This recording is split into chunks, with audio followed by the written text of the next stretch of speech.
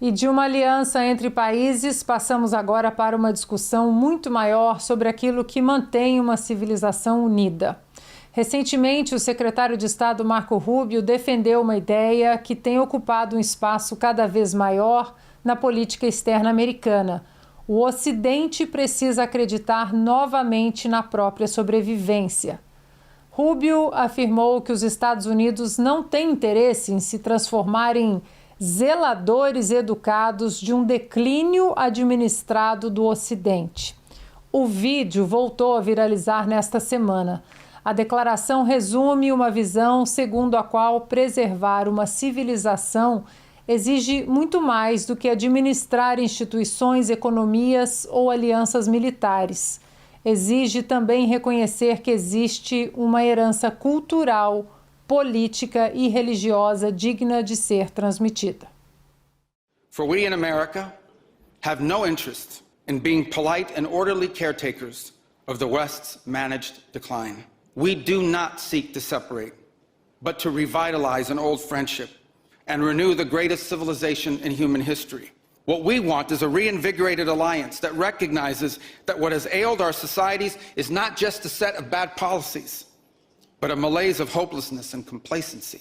The alliance that we want is one that is not paralyzed into inaction by fear.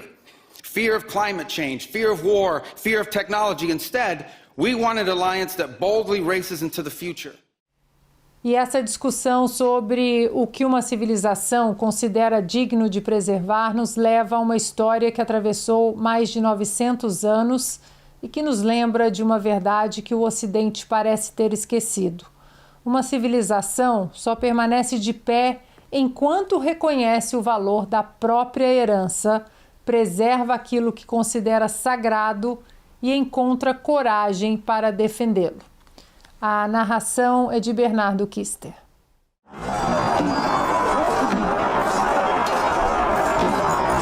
No fim de julho de 1099, depois de quase 5 semanas de cerco, os exércitos da Primeira Cruzada romperam as muralhas de Jerusalém e conquistaram uma das cidades mais sagradas da cristandade. Era o desfecho de uma jornada iniciada quase 3 anos antes. Homens que haviam deixado a Europa enfrentando fome, doenças, batalhas e milhares de quilômetros para chegar à Terra Santa. Para entender o risco assumido por milhares de europeus, é preciso olhar o mundo em que a Primeira Cruzada nasceu. Desde o século VII, a expansão islâmica havia conquistado vastos territórios anteriormente cristãos: a Síria, a Palestina, o Egito, todo o norte da África e, mais tarde, grande parte da Península Ibérica. Jerusalém, cidade da crucificação e da ressurreição de Cristo, estavam sob domínio muçulmano desde o ano 638. Durante séculos, cristãos continuaram peregrinando à Terra Santa. No século XI, porém, o equilíbrio de forças mudou de forma dramática. Novos senhores turcos avançaram sobre o Império Bizantino e em 1071, na Batalha de Manzikert, a defesa cristã no Oriente se desfez. Cidades, vilas e rotas da Anatólia ficaram expostas à conquista, saques, escravidão e o recuo forçado de populações cristãs. Grande parte da região começou a escapar do controle de Constantinopla. Diante da ameaça, o imperador Aleixo I Comneno pediu auxílio militar ao Ocidente. A resposta veio em novembro de 1095. No Concílio de Clermont, o Papa Urbano II convocou os cristãos da Europa a auxiliar seus irmãos do Oriente e a marchar em direção à Terra Santa. A mobilização ultrapassou qualquer pedido militar convencional. Nobres, cavaleiros e homens comuns abandonaram casas, famílias e propriedades. Para aquela sociedade, a fé organizava a cultura, as instituições, a moral e a própria compreensão da existência. Jerusalém era o lugar onde Cristo havia morrido e ressuscitado. A jornada que se seguiu foi brutal. Milhares morreram pelo caminho, os cruzados atravessaram a Ásia Menor, atual Turquia, e resistiram ao longo cerco de Antioquia. Em junho de 1099, já reduzidos, finalmente avistaram Jerusalém, uma cidade fortificada numa região de água e alimentos escassos. Durante quase 5 semanas, construíram torres de cerco, prepararam escadas e enfrentaram calor e sede. Na manhã de 15 de julho de 1099, os cruzados romperam as defesas. Outros contingentes avançaram em seguida e Jerusalém havia sido reconquistada. A conquista foi dura, sangrenta, como eram as guerras daquele tempo.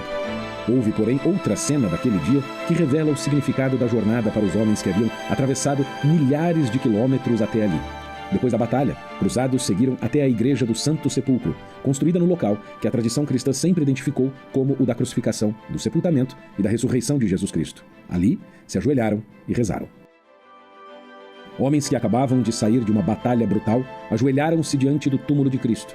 No universo moral do século XI, fé, guerra, pecado, penitência, honra, dever, salvação pertenciam ao mesmo tecido. A conquista levou à criação do primeiro reino de Jerusalém e a quase 2 séculos de presença cristã no Oriente. Em 1187, Saladino tomaria a cidade de novo, abrindo outro capítulo desta longa disputa. Séculos depois, as cruzadas se tornaram um dos episódios mais usados para condenar o passado cristão do Ocidente. Como se a reconquista de Jerusalém tivesse nascido do nada, de puro fanatismo ou sede de domínio. Essa leitura esquece o que veio antes. Séculos de terras cristãs tomadas, santuários sob o poder estranho, o recuo de Bizâncio e o pedido de auxílio dos próprios irmãos do Oriente. A marcha a Jerusalém foi, antes de tudo, a resposta de uma cristandade que ainda sabia o que era sagrado. Reconhecer esse contexto não apaga pecados, ambições e a dureza da guerra. Impede apenas que a história da Terra Santa seja lida com os olhos de hoje, como se a fé daqueles homens fosse um crime. Os homens que chegaram a Jerusalém naquele 15 de julho de 1099 eram homens de uma época dura, pertenciam a uma civilização que sabia quem era, conhecia o que considerava sagrado e acreditava possuir uma herança digna de ser defendida. Mais de 900 anos depois, o essencial permanece. Civilizações duram pelo que seus homens recusam abandonar. A fé recebida, a memória do sagrado, a herança que julgam digna de defesa. Sem isso, fronteiras, armas e ouro pouco valem. Quando uma civilização deixa de acreditar que possui algo digno de ser defendido, o sagrado já começou a desaparecer. Isso foi verdade em Jerusalém, continua sendo verdade em qualquer tempo.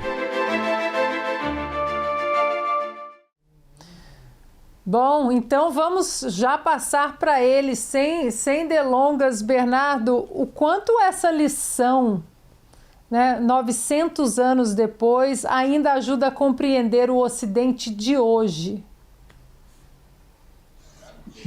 Acho que tudo. Porque, veja, Ana, ali tem algumas lições importantes. A primeira delas é a paciência e a misericórdia. Porque dizem-se que as cruzadas foram uma ação violenta e intempestiva dos ocidentais e da igreja, etc., para dominar os territórios muçulmanos, etc. Mentira, porque o cristianismo dominou toda aquela região ali, basicamente um tempo depois de Cristo, até que houve os maometanos, os islâmicos muçulmanos, como quiser chamar, sarracenos também, né? Eles conquistam Jerusalém apenas 6 anos após a morte de Maomé, com o segundo califa chamado Omar, né? Então morre Maomé, vem Abubakar, que era o seu sogro, depois vem Omar, que é o seu segundo sucessor, segundo califa, né? Ele conquista Jerusalém numa situação muito difícil, né? Fizeram um cerco, depois tiveram que entregar a cidade, etc. Mas você veja, então eles passaram ali basicamente 600 anos, vamos colocar assim, dos cristãos dominando aquela região, né? Toda aquela região que eles dominaram ali em questão de 150 anos depois que Maomé morreu.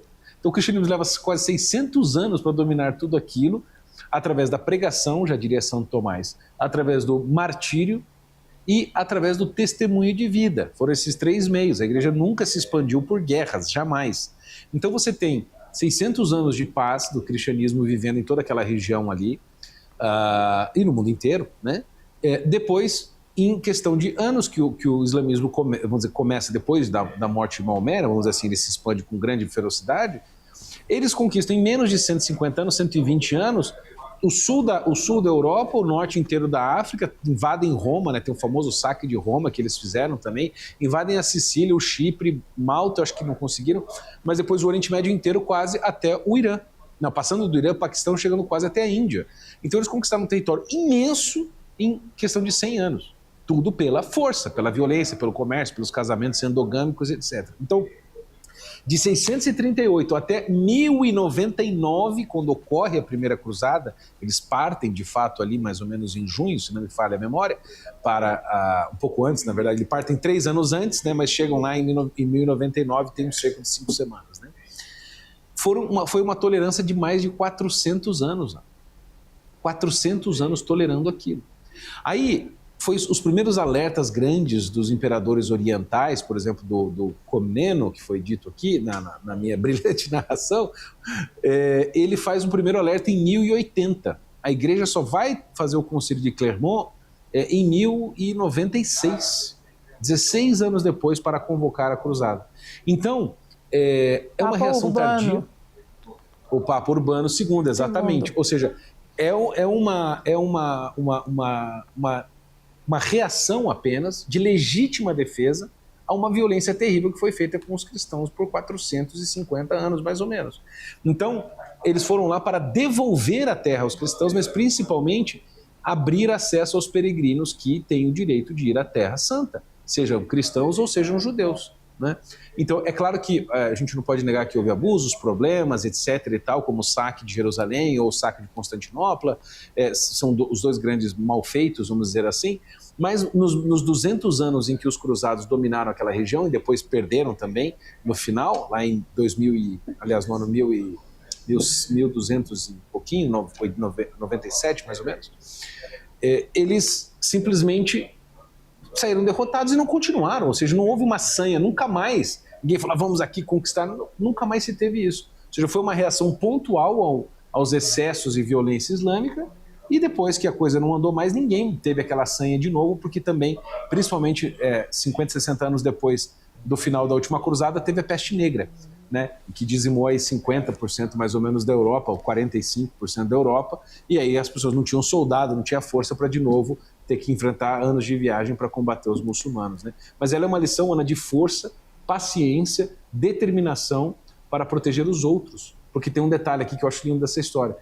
As pessoas falam dos templários, teutônicos, ordem dos cavaleiros de São Sepulcro, etc. Mas tem uma ordem que ninguém fala, que era a ordem, vamos dizer, da cruzada chamada popular, que eram os mendigos, leprosos, pobres, os solteiros, que não tinham, e foram os primeiros a sair, e um dos primeiros a chegar em Jerusalém para lutar, antes mesmo de todos os exércitos, com ancinho, com tudo, com pedra, pau, com o que eles tinham, para ajudar o próximo. Flávio, a pergunta que eu vou jogar para você, daria um programa inteiro, eu sei, mas em que momento a defesa da própria civilização passou a ser confundida com intolerância? Você consegue fazer essa linha do tempo? Ana, tem um livro muito famoso que a gente tem que ler nas faculdades de humanas, as de extremo humanas como todos, que é Orientalismo, de Edward Said. Acho que quando eu falei só o nome deste livro, o Bernardo acabou entrando em combustão espontânea, vejam se ele continua bem. É o seguinte, este livro, que é de um dos maiores ativistas pró-Palestina de todos os tempos, ele diz que o Ocidente é, por definição, uma civilização racista, preconceituosa, etc., e nós deveríamos aprender com os orientais, né? Por isso que o nome do livro são os vários orientalismos possíveis. Qual que é o grande problema?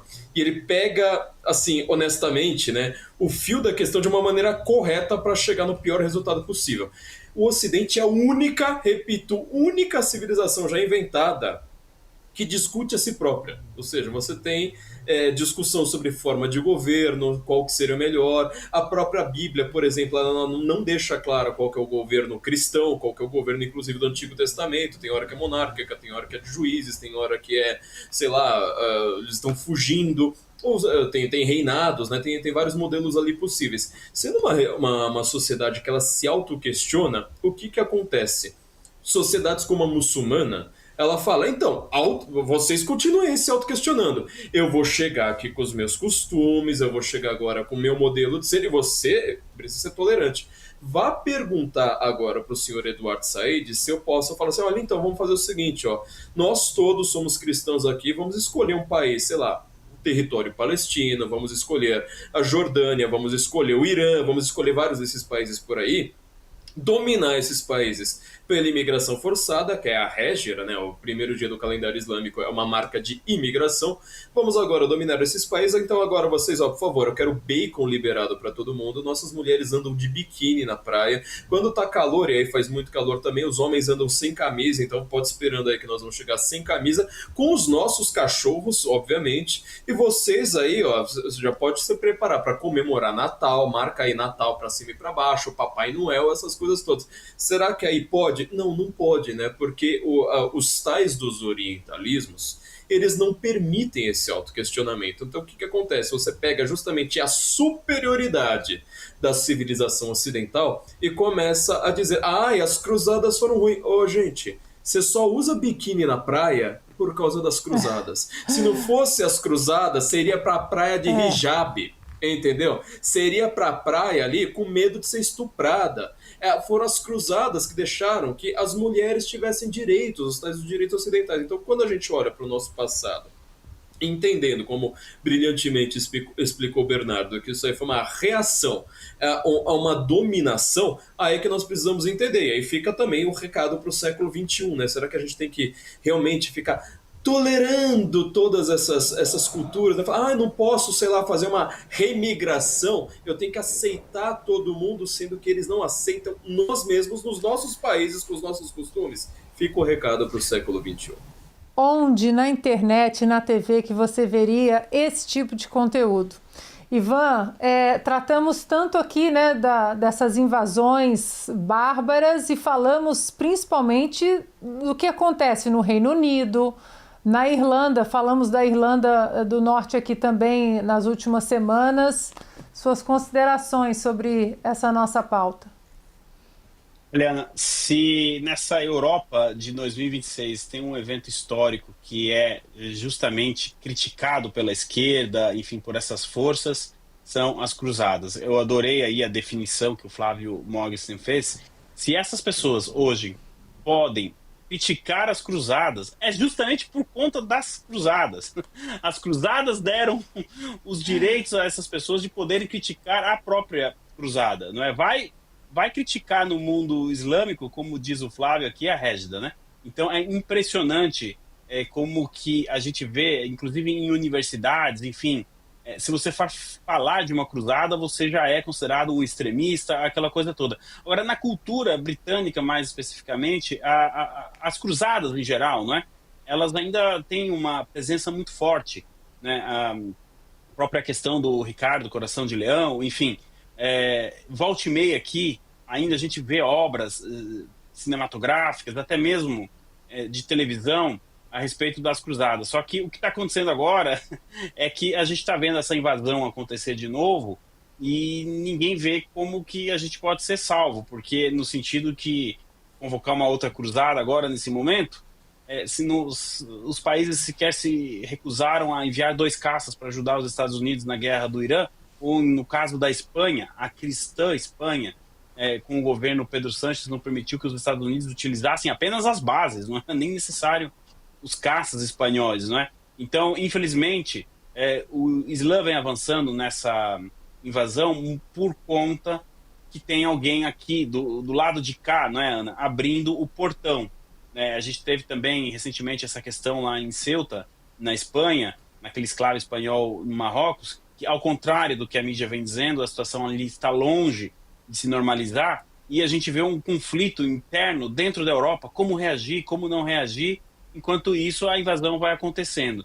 Então é importante a gente lembrar das cruzadas e principalmente, como o Bernardo e o Flávio trouxeram aqui, o legado das cruzadas. Obviamente estamos falando da primeira cruzada, mas eu amplifico aqui e uso o plural de todas as cruzadas, Ana. Já saiu na grande mídia. São mais de 10 bilhões de reais esquecidos para serem sacados pelos brasileiros. Foram 4 dias organizando e logo já entrei com a solicitação e, na sequência, já me veio o retorno. R$ 8.517 que estava lá parado. E era meu. E isso é só a ponta do iceberg. São 7 brechas ocultas no sistema que você pode resgatar. A menos que você queira fazer doação para esse governo, precisa ver antes que o prazo acabe. Para você descobrir, deixei o link aqui embaixo e um QR Code na tela. Acesse agora.